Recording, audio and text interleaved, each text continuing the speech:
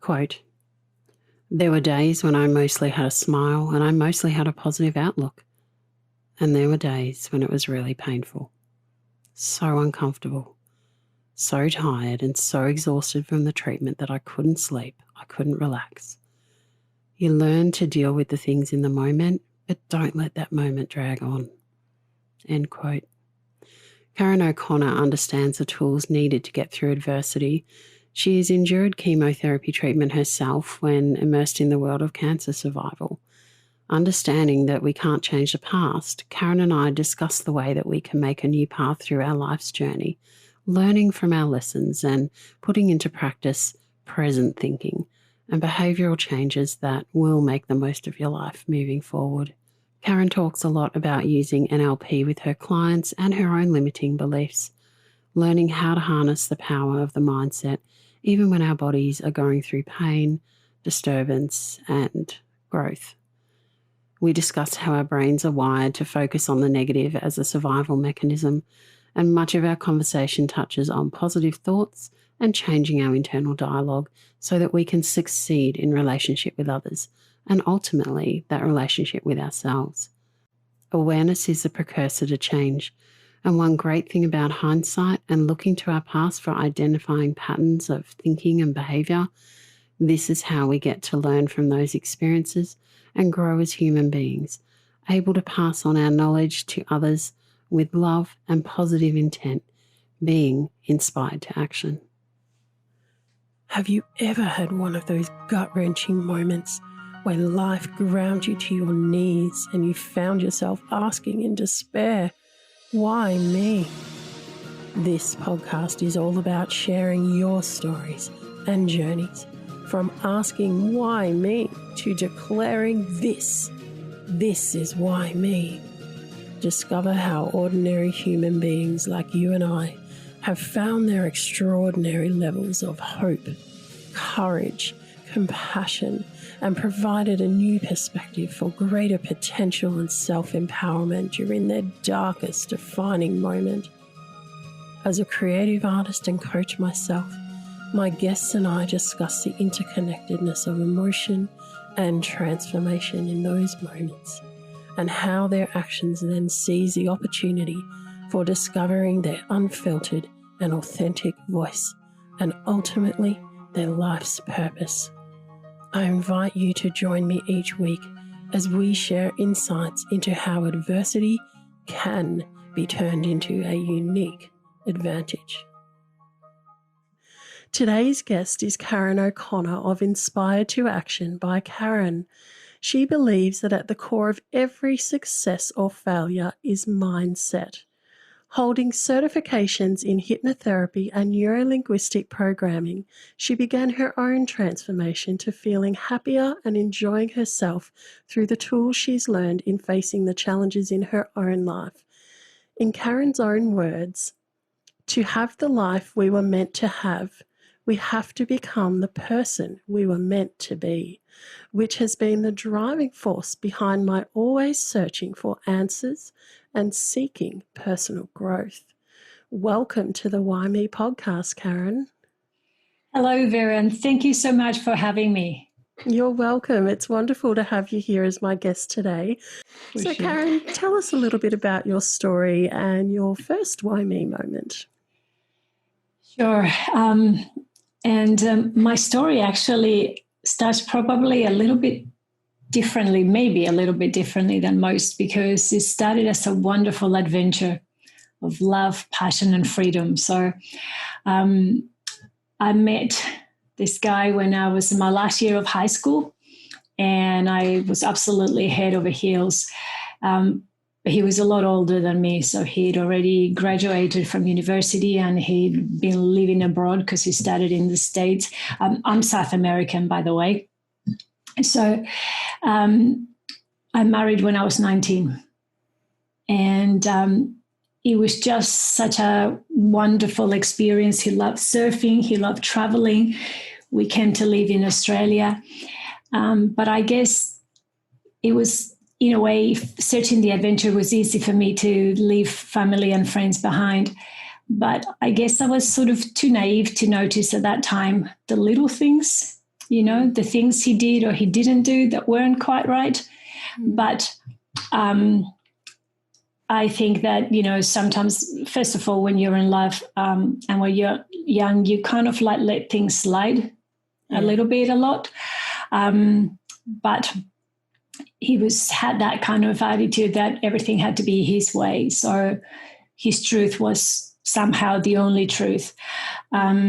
So that wasn't too bad until obviously you start living with it and time goes by and things compound and get worse. But I don't know if you've been in a situation where sort of sometimes things seem to be great from the outside, but deep inside there's like an emptiness that keeps growing. Yeah. Well, we'd actually, after we've married a few years, we traveled through Europe. So I spent about a year traveling. He wanted to surf and write a book, which he did. And so it seemed wonderful. And I obviously love that part of it as well. But it was kind of like living two different realities, because part of me felt like I was irrelevant, really. He was loving his surfing, and at night he would just sit down and ponder, and we'll have a glass of wine. And I love talking about life and just pondering those deeper, meaningful questions. But every time my opinion differed, then, I was made feel inadequate. Right. So there were many, many nights that sort of went on and we argued, and many times where I even just left the van to go for a walk. And I came back after he was asleep because I didn't want to see him, and I woke up earlier often before he was up. But I remember thinking, is this the way things have to be? Perhaps, is it going to get better? Perhaps is the time. And the other side as well, part of me was sort of thinking, he was my first love, my only love. Do I really want to live without him? So I suppose that is something that is like that, the inner struggle. And I think that when you face that, you tend to kind of like let it compound and let it brew and try to get through it and hope that things would change, But I don't know if you've been through something similar, but, things don't change. They usually don't change for the better unless you do something different.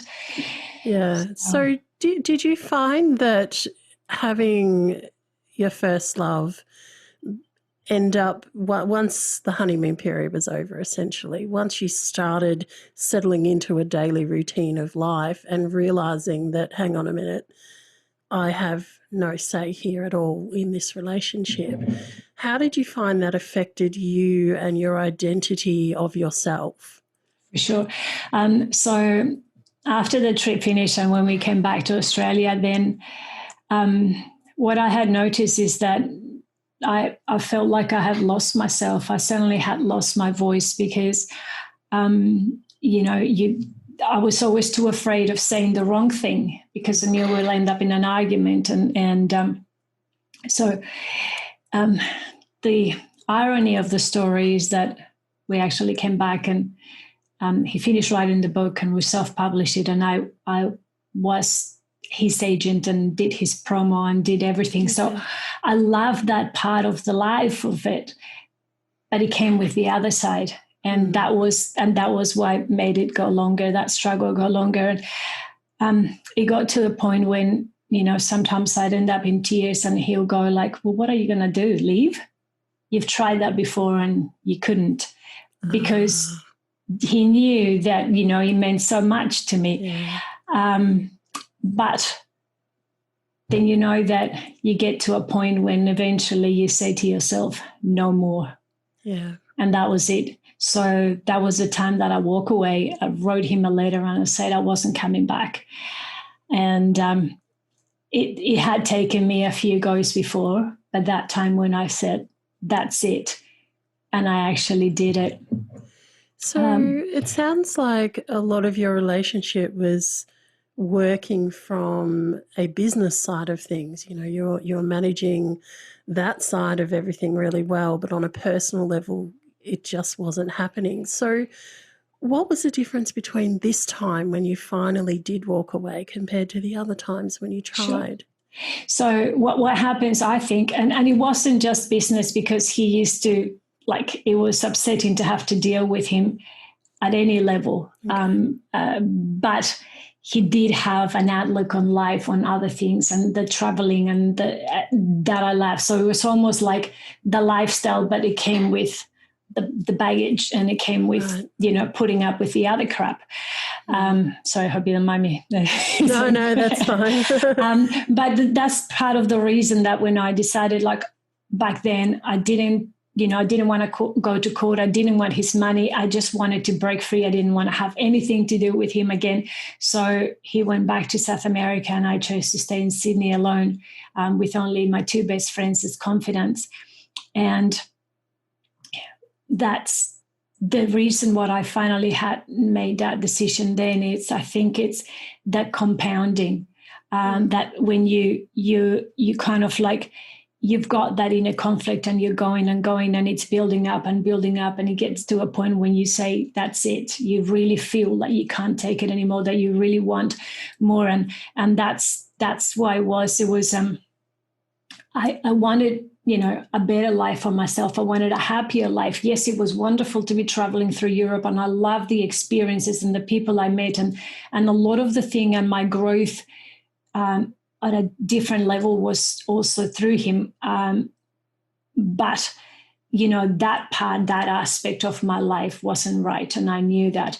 And I didn't know then how to fix it except from walking away. And I realized, though, that what happens is then you leave, but the baggage still comes with you. Sort of sticks, doesn't it? Because I felt that I was still feeling bitter and frustrated. And I used to beat myself up for it, just all the time that I felt I had lost the things that I had allowed for it to happen. And I think that was my first Why Me, was a Why Me reading with frustration and sadness and guilt. Because when I was with him, I actually had become so fearful of making the wrong decision that I remember going to an ice cream store, and I love Italian gelato, and I could not choose what ice cream flavor I wanted. Oh, okay. It was just, that was one of the realizations that I said, hang on a second, where am I? What's going on? And it had just really gone too far. Yeah. And I wanted a better life, and I know that I could be so much more. So, that was, I think, the last straw.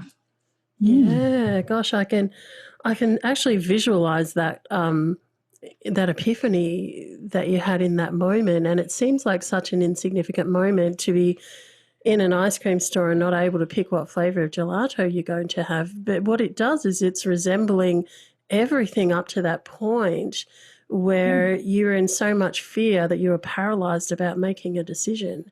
And exactly. Yeah, and that is a huge moment to go through. I really commend your courage in stepping away without having a clear plan or financial base really to go ahead with your life. So tell us what happened then. So what happened next, it was at 27, I actually found myself on my own for the first time since I was an adult.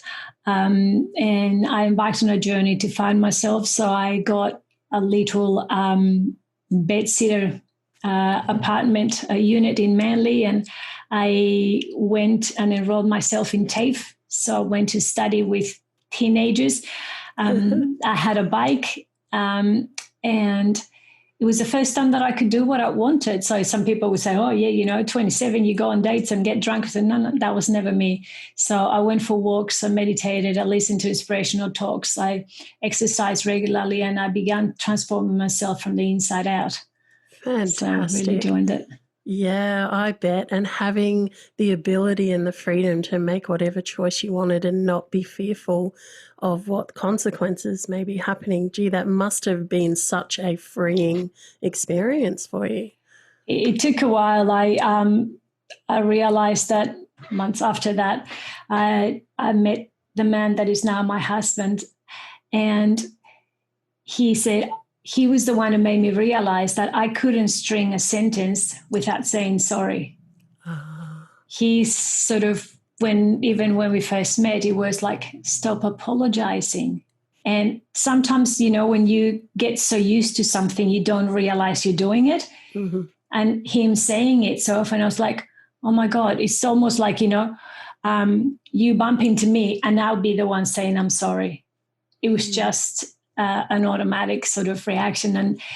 And that was just like the same as like the ice cream experience, just a sign of how much was really gone wrong, like how much I really needed to like clean up all that and change. So I consciously started working on myself and suddenly changing and doing the things that I loved and want and that helped me grow, and did a lot of things. And it's sort of baby steps when it's trial and error. Yeah.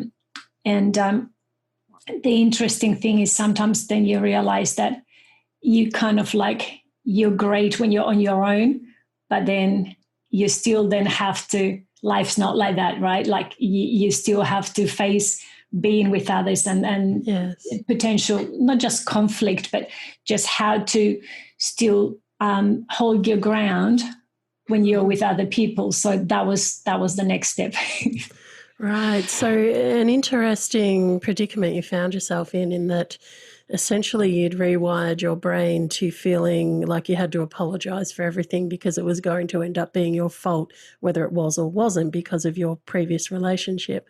And so here you are, you meet this new man who is making you aware of that style of thinking, and yet you still need to work on it because it's not an instant click my fingers and now I can suddenly get rid of that.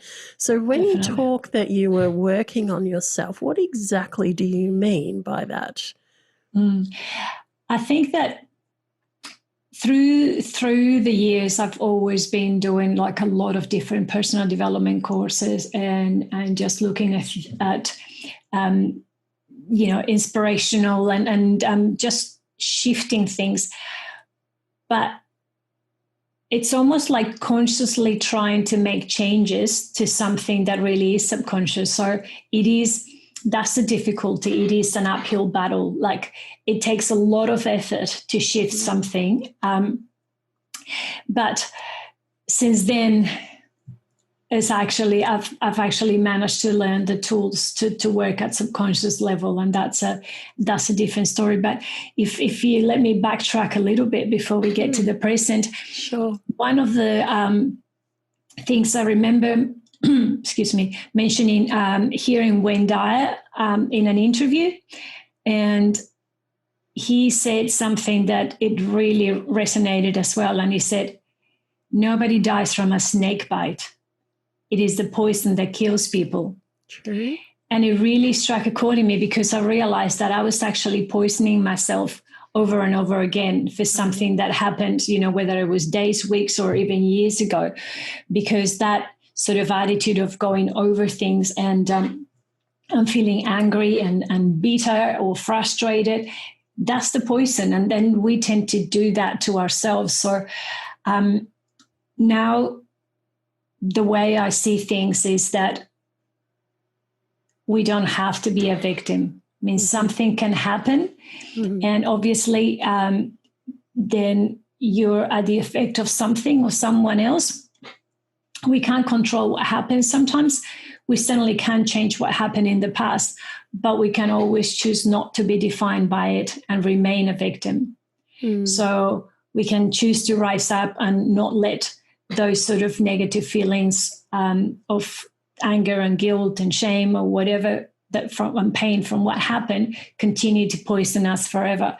So that was a big part of like an aha on my journey, right? Because then I first saw it as a choice, and I let that go, and it's not just to do with forgiveness and forgiving, and we've been through much more like that, because he was very close to my family, and he was there when my mom passed away, and I've seen him, and and he asked for forgiveness. He realized that we all learn and grow too.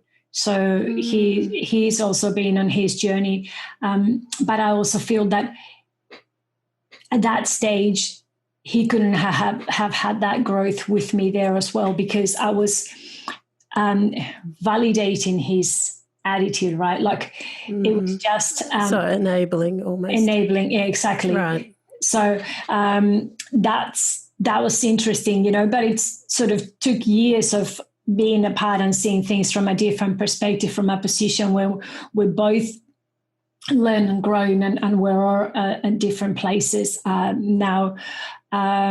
So he's still a very successful, inspirational author now, and I'm now doing what I love as well. So I've kind of like rediscovered myself and finally brought it out to the light. And yeah, I'm really enjoying this. Oh, that's great to hear. So it sounds like through this breakup, through you choosing to walk away, that you've both learned valuable lessons about yourselves, and you've both grown from that experience. When you talked about the poison, that you were poisoning yourself, and that I'm assuming that you're talking about the language, the internal language and environment that you were creating to yourself. Yeah. Yes.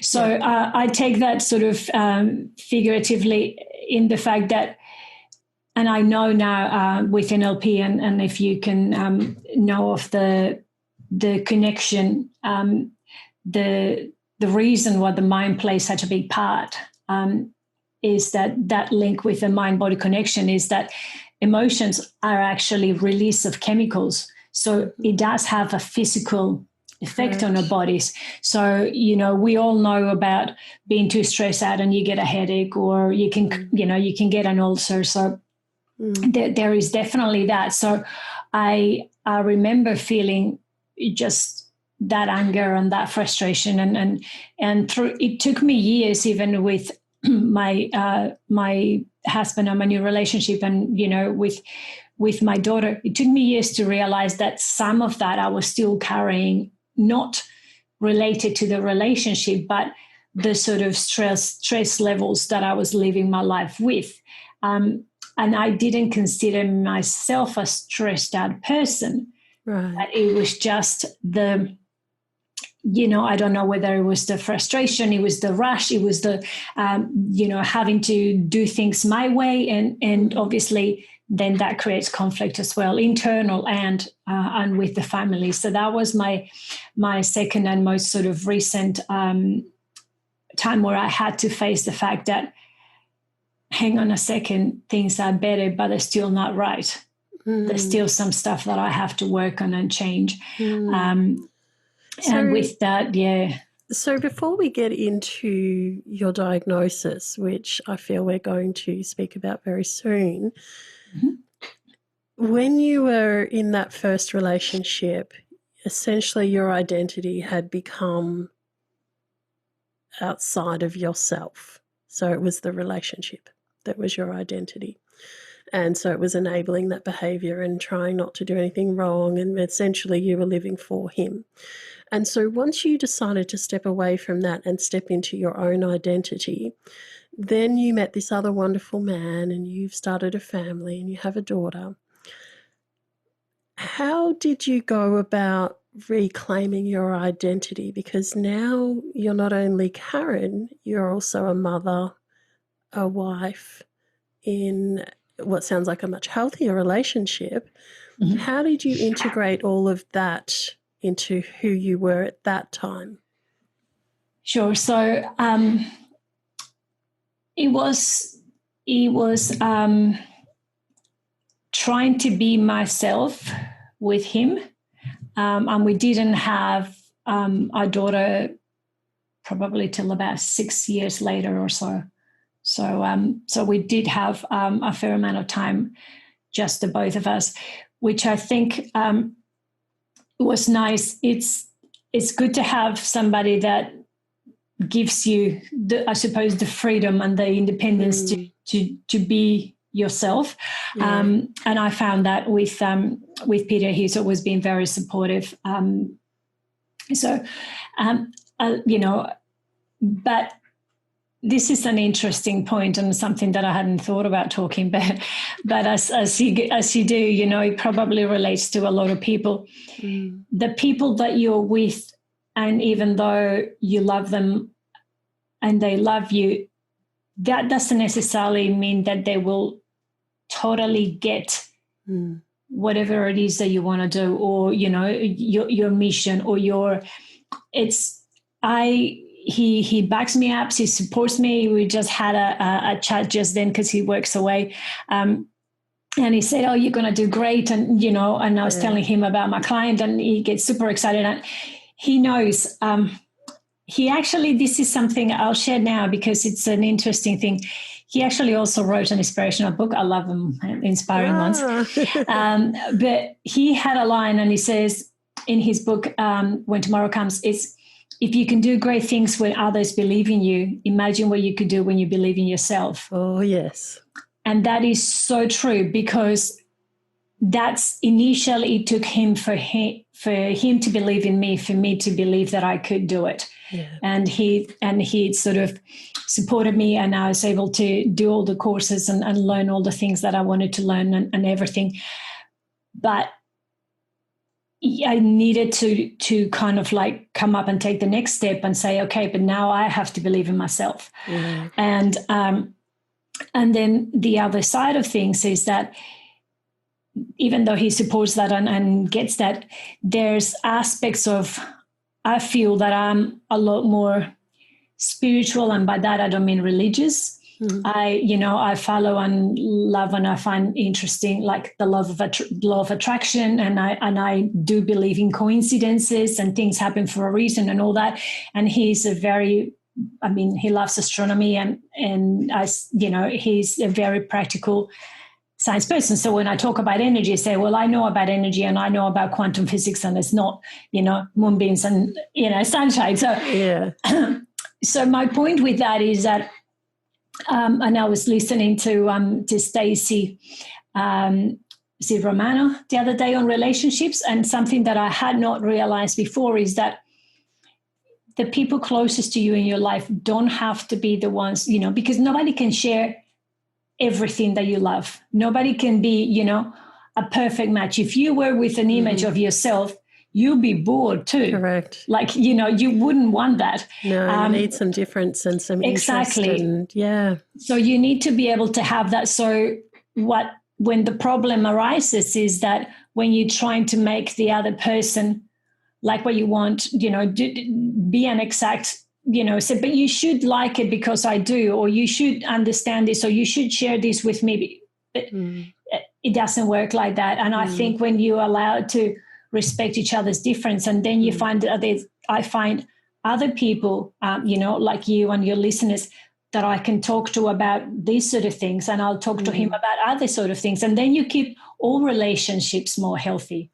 Yeah, absolutely. And it's about having that permission to both give and receive in a relationship, to say, I give you permission to be who you are.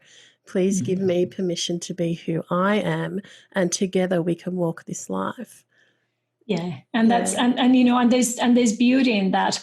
And with that, one of the things that I learned is that through everything that I've done, and that one of the biggest takeaways is we know of cause and effect, and we know, yes, if something happens, then there's a reaction. And if something happens to us, there is an effect, there's an impact, where there is something that happened, an accident, an incident, another person that did something to us. But even though we can change that, we can always change how we let that affect the rest of our lives. So we can choose to remain a victim, or you can choose to rise above that. And And I think when we have that, there's a beautiful story, if I can share, that is all Sure. really a matter of perspective. There was this big earthquake. I think it was in Asia, and there was the a building had collapsed, and the emergency services were coming, and there's a lot of people that unfortunately had died, and they were trying to get rescue all the people that were there, and they got to that lady. They could hear her in the rubble, and they got to a lady, and she had like half the ceiling had collapsed over her legs. So they knew they couldn't get her out. Like there was no way they could get a crane inside that. And there was just the only way to free her was to cut her legs. Right. So they told her, and she agreed. And they, after whatever the time it took to get that, when they were taking her out, into the ambulance, the reporters were out there because they were reporting live, and one of the reporters said, they saw her and go, my God, so sorry for that. How does it feel? Like you've lost both your legs all of us so suddenly. How does it feel? It must be devastating. And she said, I feel grateful to be alive when so many people have lost their lives. Yeah. So I think, and that's, such a big realization, because I see every time that something goes wrong, every time that we have faced a challenge, it's like being on a fork in the road. Yeah. And you can choose, this lady chose to be alive. Even if she was going to be in a wheelchair, she could still hug her children. She could still have love. But so many other people see that I'm never going to walk again. They'll get into a depression. They start drinking. They get into drugs because they feel their life is ruined and lost. And the life's not lost. They're still alive. They choose to waste the rest of their life by being in that behavior. Yeah. And that is like, I'm getting goosebumps, because when you start thinking that way, then you realize that you really are in control, and then you can change. No matter what happens, you can always change what you're going to do next, and that just really changes your life. Oh, it totally does. And it's very much a situation of what you focus on is what you feel. And so if you're in that situation, you have a choice to focus on the pain. You have a choice to focus on the fact that you will never walk again with your own two legs. You have that opportunity to focus on that. Or like she did, you have the opportunity to focus, I'm still alive. And it reminds me of that guy that was hiking that fell down the ravine and got his arm stuck and had to cut off his own arm to be able to then get out and climb for safety. The same sort of thing, just having that mindset of, what, I am stuck here. I felt sorry for myself for a short time, and that's not going to help. So let's just get out of that state of thinking. Let's focus on what I can do to help myself, and what I can do and be grateful for in my life, because I am still alive, despite the fact that I've lost 2 major limbs in my body. I am still here to enjoy so many aspects of life after that. And as she said, so many other people have lost their lives. They are not here anymore, and I am. So it's a beautiful story. Thank you for sharing it. And it's certainly something that I relate personally to, having nearly lost my life many times with my condition. It's something that I don't focus on either. I often ask people, what's the first question you asked yourself this morning? And when people ask me that question, the answer is always the same. And it is, what am I going to achieve today? Because every morning I wake up, I'm grateful that I've woken up. I'm grateful that I'm still here. Yes. I'm grateful I have the opportunity to touch and inspire people through sharing my story, through sharing my message. And much like you, I'm grateful that people are willing to learn the power of mindset and the power of that internal language and environment that we create for ourselves, and how that allows us to tap into that inner strength when we need it the most. And yet sometimes we don't have the opportunity to learn just how deep and how strong that inner person is until we go through something difficult. Tell us about your diagnosis. Sure. So it's I see that as definitely part of my journey and my growth now. And what I was saying before, remember about like consciously trying to change things that are subconscious. Yeah. Well, luckily last year I actually came across a local guy, one of the free trainings that I went, and it was all about mindset, and it's very specific, and it had some very useful tools, and it was about NLP. And so I decided to take on the neurolinguistic programming and hypnotherapy certifications, and to learn how to. It just makes it a lot easier to work with the subconscious mind. Yeah. And I had shifted. That really helped me shift that sort of the mindset of never being a victim again, and the mindset of clearing a lot of the negative emotions and that. So when I was diagnosed with cancer earlier this year, I was actually at a place where I kind of like, you know, when you don't feel well and you think something might be going wrong, but you're not sure, and you put it off, and then eventually you go to the doctor, but you know that it's going to be, you know, we tend to think of the worst. And I knew there was something that wasn't right. And so I kind of like went to see the doctor after the colonoscopy, prepared. And the doctor said to me, you know, you've got cancer.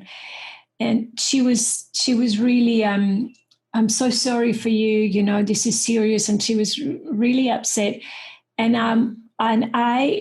it's almost like surreal seeing myself from the outside, because I was looking and I was just, I was calm. I remember walking out of there, and when telling to my husband, I just said, okay, this is the challenge. What am I going to do? And then I sort of contacted people. I decided what kind of treatment, you know, do I do the natural thing? Because I also believe that mine, you know, helps, and that there's options. So I did a little bit of that, and I decided to go through the standard treatment that they recommended, which was radiation and a couple of doses of chemotherapy. But I was also doing visualizations, and I was also keeping the mind positive, so that when I was, some people think, the chemo is literally poison in your body, and that, but I figured thinking about putting poison in my body is not going to help. No. So I was just thinking, I'm taking the medicine that is going to help me heal, and everything like that. So I actually faced it in a totally positive way. Not to say that there was one time where this is the only time where I actually, for a brief period, faced the fact that maybe I won't be here, and what would that be like, and leaving my daughter, because incidentally, it was going to be my brother's 50th birthday, and his girlfriend, because, was all in the middle of quarantine. So his partner had asked for photos to do a little video. So I was going through some of our old photos when we were young. And of course, Mom had passed away. My grandparents are no longer with us. And, will I ever see my family again? Because they're all still in South America. So then it's like, and then I sort of thought, okay, that's fine.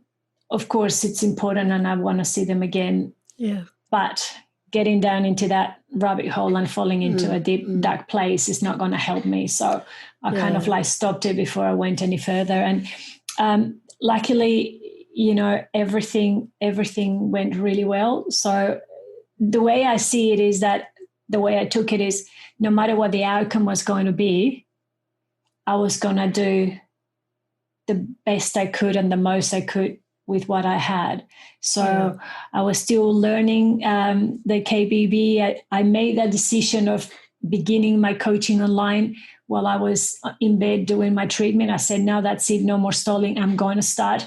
And that actually was the deciding event. I said I was going to start. I mean, it was a 6-week treatment, and then I had to wait 3 months to find out the results, whether that might have been I needed further surgery or something, or that was fine. But I decided I was doing the coaching. So it wasn't like, oh, well, let's find out if everything's fine. And, if I'm still alive, I'll do it. No, you know what I mean? Like, I think you do always think about the best possible outcome. And if things don't go well, then you got to do something about it. Then you accept it and deal with it at the time. Correct. I think it's very important to explain the difference of what you've spoken about there, in that, you had that moment of, am I going to survive this? And that is a moment that with any diagnosis, everyone is going to have. We are human, and we are going to question our mortality, because we know that we don't live here for an infinite time on this earth. For sure. However, the fact that you moved through it is that's the important part, and that's what you focused on. Okay, I need to acknowledge that there may be a possibility I don't get through this. It is perfectly okay to accept that fact, put some things in place, and then not, as you said, fall down the rabbit hole. So it's a matter of not getting stuck in that thinking, isn't it? And it's a matter of saying, okay, I accept it. This is fact. This is fact. Where do I go with that now? How do I help myself the best? How do I keep my positivity up? And how do I focus on the good stuff I'm going to do, the way I'm going to help myself the best, to give myself the best opportunity of getting through this? And that's what is a journey that, if you can choose that side of the journey, it will help you to heal, and it will help you to deal with whatever will come your way. And as you said, if something goes wrong in the meantime, okay, well then again, we accept what's happened as fact. We look at it and then we go, now how am I going to get through this one? So it's like, totally. Yeah, it's like those events that will happen in life. We know that life is full of adversity, and we know that we will constantly have challenges in our life. We also know that the more that we practice that way of thinking, the better equipped we are to deal with whatever's going to come our way. Most definitely. And you've put it beautifully. So that's definitely the gist of it. I mean, by all means, it doesn't mean that I'm a woman of steel, that I don't have any feelings, or, it doesn't mean that I don't believe either on just bottling things down. It's not healthy. It's just that. It's Vera-Lee from Australia, the founder of the WhyMe Movement and podcast. Well, one idea, one vision, one person. This self-funded podcast and movement has started to take a life of its own, which is exactly where I had planned it would be. To hear the stories of the far-reaching impact across many countries in this world, it humbles me to know that my vision is shared, understood, and positively influencing people to look at the changes they can make for their own adversity and how they can find the strength, the courage to be inspired and feel connected and empowered to use their adversity to their advantage. One of the best ways that you can help support the WhyMe Movement and podcast is to subscribe to the various channels, such as the podcast platform you are listening to this on now, and the YouTube channel, which has much bonus content released. By subscribing, you will make sure that you are one of the first to find out who is coming up next, more about our guests, and the interesting questions that I ask them, which do not get released on the podcast platforms, and lots of other good bonus content. I always love reading your comments, and so please feel free to leave them on each of the platforms. The beauty of social media is that you can easily share single episodes or any of that bonus content from YouTube onto your own social media platform with your friends, which helps to bring this positive, inspiring message to far more people, allowing you to be an active participant in the WhyMe movement and vision. On Apple Podcasts, it always makes a big difference if you can leave a rating, review, and subscribe to the show.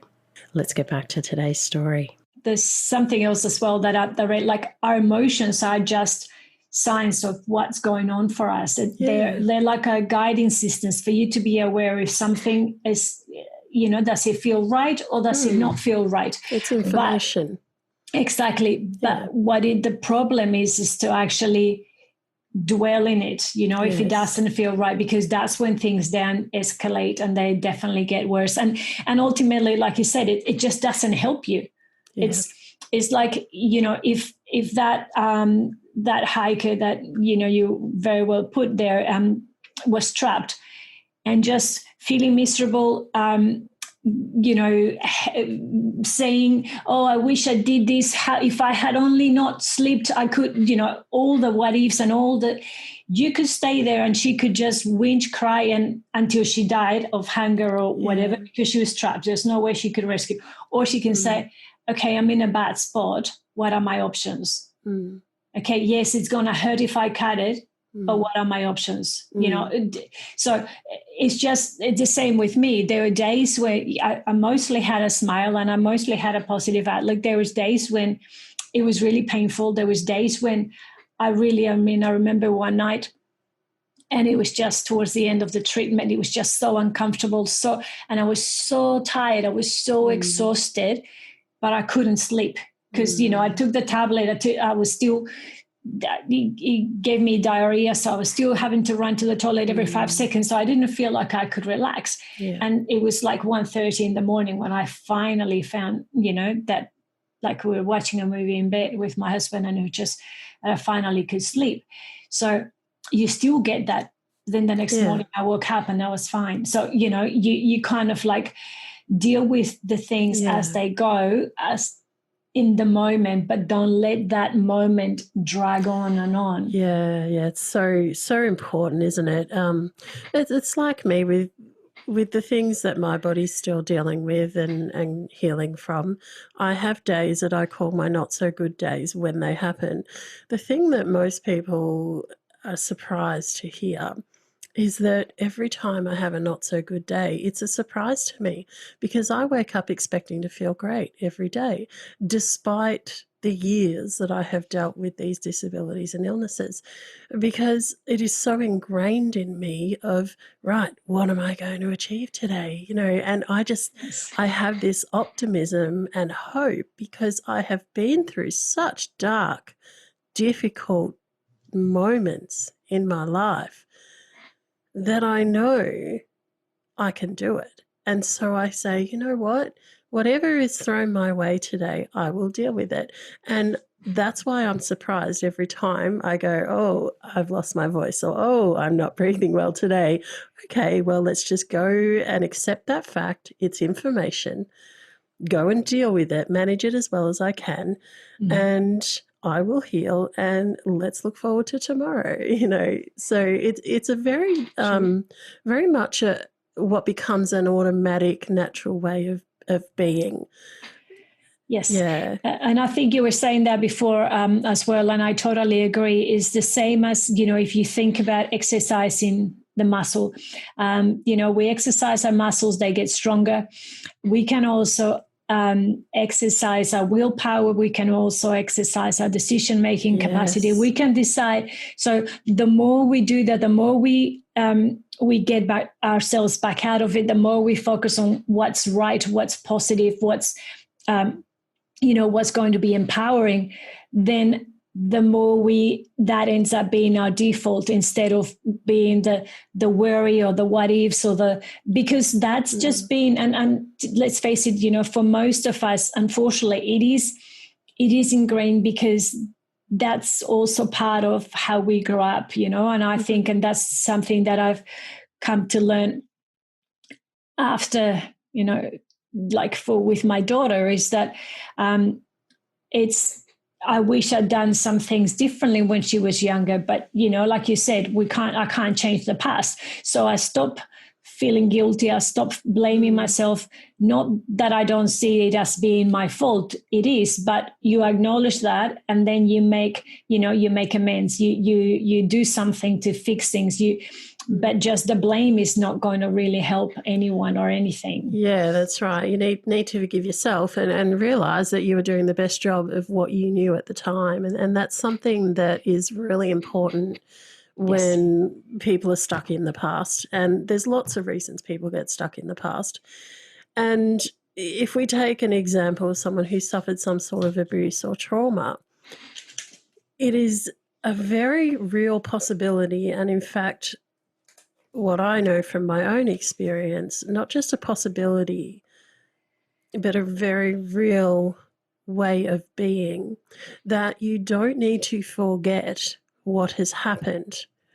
What you can do is integrate those lessons that you learnt from what's happened into who you are and who you want to be in your current life.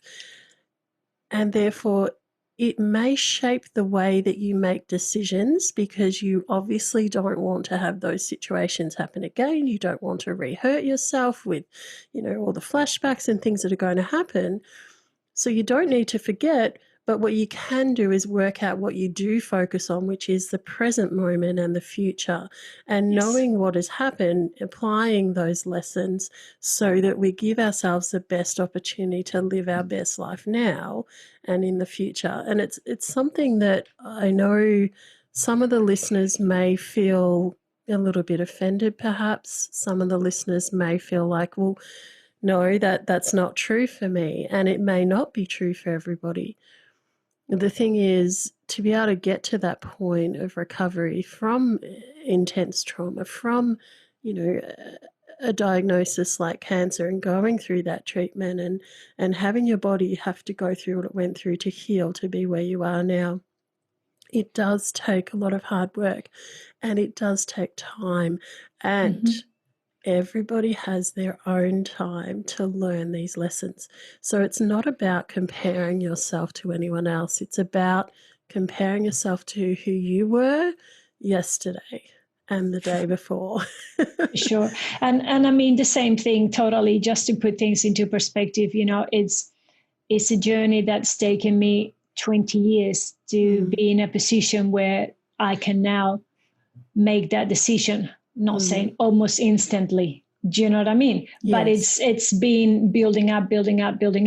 And then what I learned with the tools from NLP, which was only just last year, I noticed that made such a huge difference, because it was able to expedite the process, so to speak. Because a lot of times, sometimes we learn by trial and error, and we try quite a few different things, and some things work for us better than others. I mean, I believe that there's a lot of modalities and a lot of teachings. They all have definitely something positive and something valuable to learn from. It's just what you feel that resonates more with you. What then can also perhaps work better for you. And that's definitely very important. So it's not about comparing, but I'm blessed now to also be in a position where I finally am able to coach clients and help them as well through this and with these tools in just a few sessions. So what I've managed to learn is the ability to, short. I suppose, like a shortcut. So something, instead of taking years, I was working with a client the other day, and she said she was a bit claustrophobic, not like a super phobia, not somebody that couldn't even get into a lift, but she said, made her uncomfortable. I can get into a lift, but I can't be at the back. And I can't wear turtlenecks, and I can't have, I feel like something, like anything around my neck sort of chokes me. So it was enough that it made her uncomfortable. But to me, more to the point is those sort of things, the same as illnesses and the same thing at things that affect our body, there's something underlying. Yeah. And so when we work with that and cleared it, it was incredible, because she said it came back for her that it was that she was not able to speak her voice.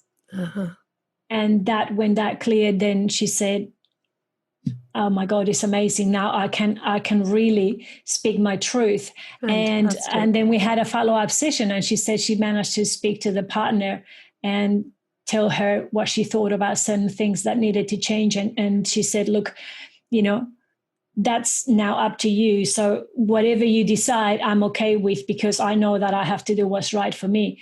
Mm-hmm. And that came from, somebody, sort of feeling claustrophobic. It was just, I believe that our body kind of like reflects a lot of the stuff that we've got playing up inside. Yeah, definitely. It's that psychosomatic cycle. So to release, to release those things. So, it's really great. And that's just, I feel so blessed now that I've literally only just started, and I look back on my first personal development courses, and this is something that I've probably been wanting to do for about 10 years. But, it's sometimes it's also getting to the point when you finally have the courage to go for it. And courage is a big part of it, isn't it? It's stepping into that unknown, because really you don't know if something's going to work or not. You don't know if it'll be the right modality for you or not. And you also don't know if it's the right time. And that is the other thing. You might try one modality at a certain point in time and it doesn't sort of stick, and yet it may make perfect sense to you a couple of years later. So it's all about where we're at, and as you said, having that courage to step in and give it a go. And if it works, fantastic, embrace it. If it didn't quite work the way you're expecting, try and get something you can learn out of it, and then move on and try another one and see, like you said, just testing out the waters. For sure. There's always a lesson. Speaks to you. Correct. There's always a lesson. And I often relate it to listening to speakers. When you listen to people speak, there are lots of different types of speakers in the world. And I'm sure we've all been in rooms where speakers are speaking and we want to fall asleep because they either speak in a monotone or they're just reading what they've got on a slide or whatever it might be. They're not really engaging the crowd. And we used to have a lot of that happen in university. And what I always used to say to people is, yes, but if you can get past that and listen to the content, there'll be valuable information there. And so again, it's less about the delivery and more about trying to get the information. But the thing is, when you have the right delivery, when you have someone who is engaging and capturing your attention, and you're like, yes, this is speaking to me, what a massive difference that makes. It helps you then to relate to that person as well. Definitely. And a lot of what we were talking about earlier with relationship is the same with people who are showing you how these modalities work. A lot of the time it's about the person that you're engaging with. Essentially having a relationship with them to be able to receive that information in the way that works for you. For sure. And sometimes there's also something else with with the courses and the free. There's so much available for free as well now. A challenge, a mastermind, a masterclass, and sometimes it has something that you've heard before, but at that moment it just clicks. Yeah. So it doesn't necessarily have to be something new. It's like, oh, now I get it, and then you get that realization. And so that's, to me, the reason why I always agree with you, see value, even if you go through an hour and then you got just one new bit of information or one really good, something that clicks and said, oh, well, now, that's what I needed to get from here to there. And it's all baby steps, because everything kind of like it's like working on a puzzle, and because our life's a journey. So everything starts to get together and it's one bit at a time, because I used to be like, oh my God, everything. I'm a big picture. I'm not very organized. I love to think about a million things I could be doing. Yeah. And then it just becomes overwhelming sometimes. It's just too much. So what you need to do is how this bit fits in with the rest, and bit by bit, and just start taking steps. You can't fly, you first start to crawl and walk and run, and then you can fly. So it's good to want to fly, but just you gotta realize that you gotta take the steps. Yeah, absolutely. It's like climbing the corporate ladder. If you just jump to the top, you won't know enough of the skills for when it gets really tough. And You so fall you've back got to down. you fall back down. That's it. You've got to do those hard yards. And life is a little bit like that, and so is the adversities we go through. Mm-hmm. Do you think if you hadn't have gone through what you've gone through in your life before you got your diagnosis that you could have dealt with that as well? Probably not as much. That's true. I mean, I am a firm believer that everything is actually shaping you, and you know, we all know that what doesn't kill you makes you stronger, and we sort of take it quite simply. But if you think about it, it is so true. I do believe that when you come out of a difficult situation, if you come out the right way, you come out stronger for sure. Yeah. Because see, the challenge is there for us to learn, because it's not about putting up with the crap. It's about who do you have to become to overcome that. Yeah. And that's what's helping you grow. So if we didn't have challenges in life, there'll be no growth. Yeah, it is so true. It very much reminds me, I did a bit of an exercise a couple of months ago with something I was doing, and it was about finding your voice. The exercise was to write down some dot points of a memory that you had about something that would become a story. And I'm a prolific writer, and being a very creative person, once I start, I don't stop. So I think very visually. And so I started writing dot points, and it very quickly became a whole story. And what I discovered was this story was about one moment in time where I was playing a grand final in a tennis tournament in my youth. And here I was struggling with breathing. I didn't fully understand what that was all about back then. I just knew that I couldn't breathe like everybody else seemed to be able to breathe. And so I wasn't able to last really long rallies. And so I would hit a couple of shots and then I'd be so out of breath and have to try and catch my breath. At the same time, I was going through a lot of changes with my coach technically. So he'd realised that my physicality, my disabilities were getting in the way of being able to play a normal game of tennis to the level that I was at. And so we developed a new strategy, a new way of playing. And that required me going out and deliberately losing in order to actually learn the technique that I had to learn to win. And so this story was all about that and how I had to go on. We started playing this final. We got washed out, 2 games all. It was an absolute marathon. It had been going for ages. And I was thinking, gosh, I don't know how I'm going to possibly last to win this match. And then the heavens opened and it flooded and we got a reprieve until the next year. And so I spent that whole summertime going and playing tournaments and deliberately losing, playing this strategy of serve and volley. And what I found was that I actually became very good at it in that 5 or 6 week period because I got through the pain of losing. I got through the embarrassment and the humiliation, and everything else that I thought was going on that I was putting in my head and that I was creating these self-limiting beliefs about. And I broke through and I just accepted, okay, I have a choice here. I can either do what my coach says and believe that he knows what he's doing, which was the case, or I can choose to keep resisting this and keep losing. And I went, you know what? I've come too far. I'm going to believe my coach and I will do what he tells me to do. And to my surprise, I became very good at it. So we got back to this grand final 5 or 6 weeks later. The girl didn't even win a point. Like, it was just an absolute whitewash. And at the time, again, I was quite young. And at the time, I was like, I knew I'd been training hard, but I'd been losing. So I didn't view myself at that point in time as a winner. Yeah. And so I went into this match quite concerned that I was going to let the team down and lose my singles match, you know.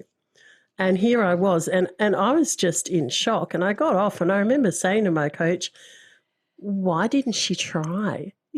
So again, I hadn't realized all that growth that I'd done. I didn't understand that I'd improved so far that I was no longer at that level, which is why she couldn't win a point.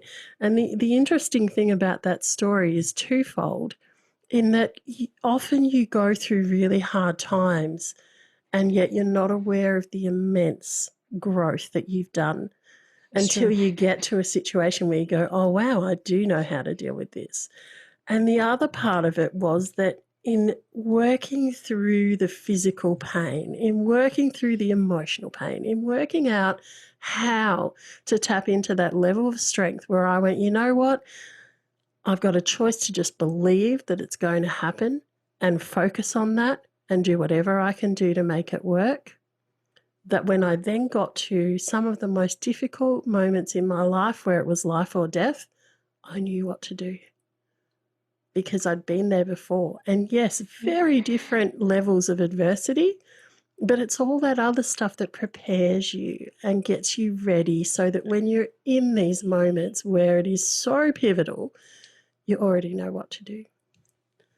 That's so true. And I think that's really interesting the way you put that story. And I think it's also, as you could probably see, yes, your physical, effort and training and your body was changing and improving, but so was your mind. And sometimes when we're in a situation and generally in life is, like you said, we don't see the change in ourselves as much until something happens, and then we kind of we rise up to the challenge. We come up with the answer. It's like, where'd that come from? And it's all the like the little duck, all the paddling that you've been doing underneath that is actually getting you to the point where you can act the right way, or you know what to say, or you've learned enough.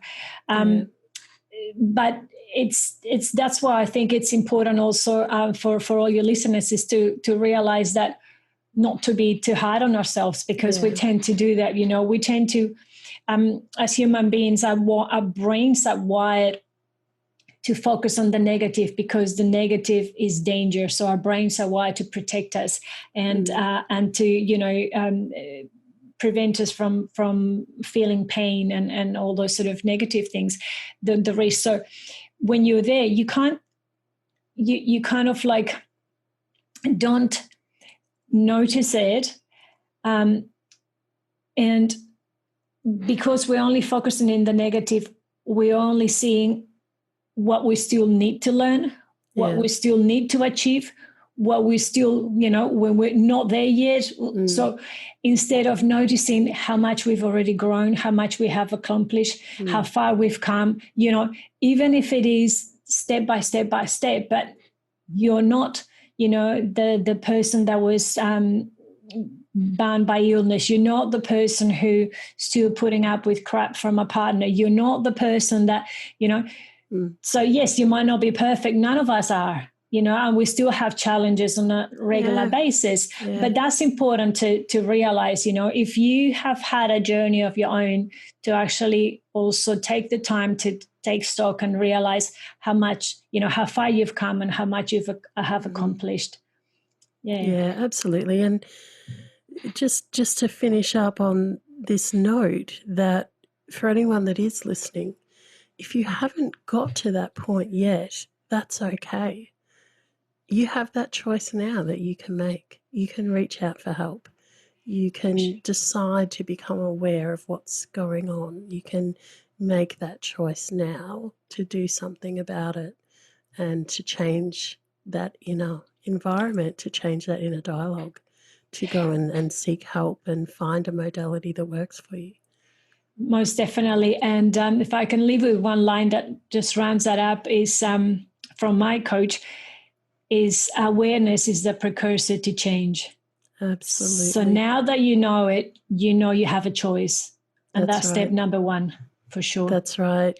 Without the awareness, you don't know what to change. You don't know that there needs to be change.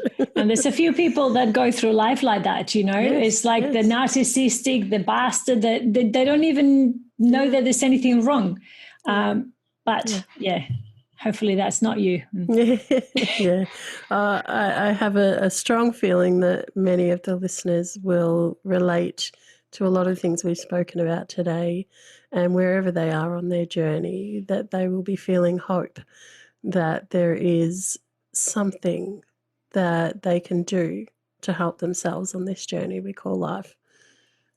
For sure. And I think it's, the one thing that we can always aspire for is, that's why my business is called Inspired to Action.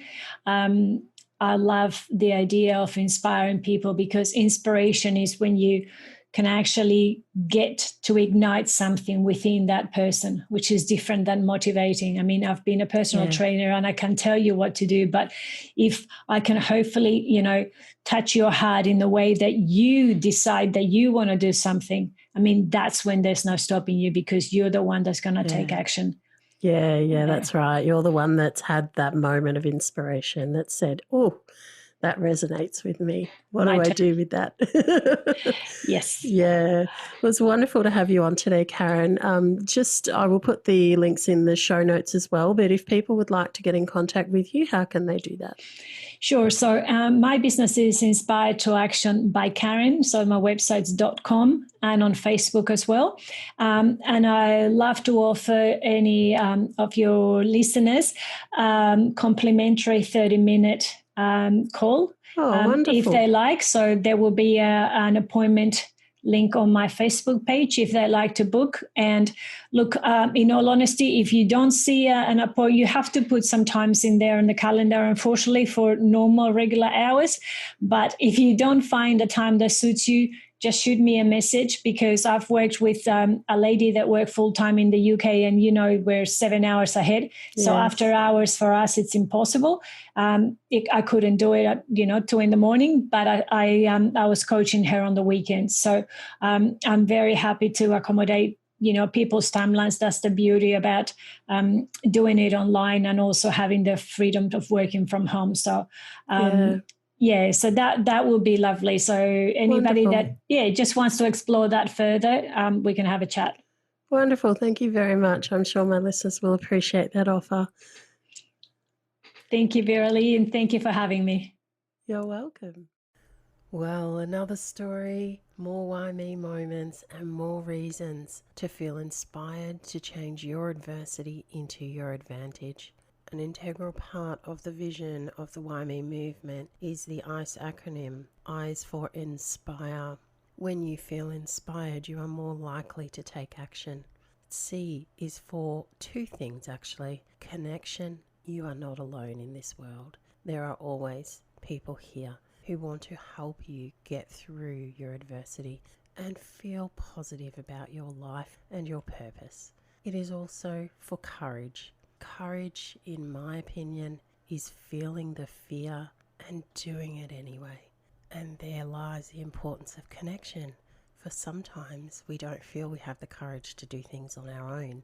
And yet once we have the emotional support of those people who we trust, it can help us to feel that fear and do it anyway. And lastly, the E is for empower. When we have that connection and the courage and the inspiration to know, get our clarity of purpose, well, that is when we feel empowered to take the action that we want to do to change some aspect of our lives for the better. If you would like my personal support in this area to help you get through adversity in your life, you can contact me at Vera-Lee Original on social media.